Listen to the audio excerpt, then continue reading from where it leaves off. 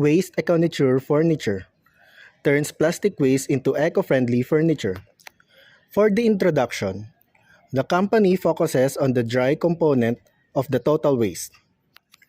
The ultimate objective of the company is to provide recycling solutions to every recyclables. The source of product. EcoNature furniture are made from 100% recycled plastics that can be a plastic waste that can fill land areas and ocean areas. The recycled plastic lumber is non-toxic and a clean product free from any metallic inclusions. These products are eco-friendly because it lessens deforestation and saves natural resources.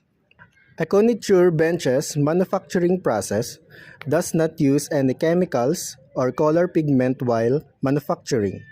The production focuses on producted molds made to satisfy individual needs. Capital needed in the project will range from 500,000 pesos to 900,000 pesos. The capital includes waste generation and collection, proceeding to MRF facility, waste segregation, recyclable process, innovative idea, including molding process, from here to customer. Target market. The target is for formed families, families that is about to start, students of universities, retirees, individuals with small businesses, and individuals with big businesses.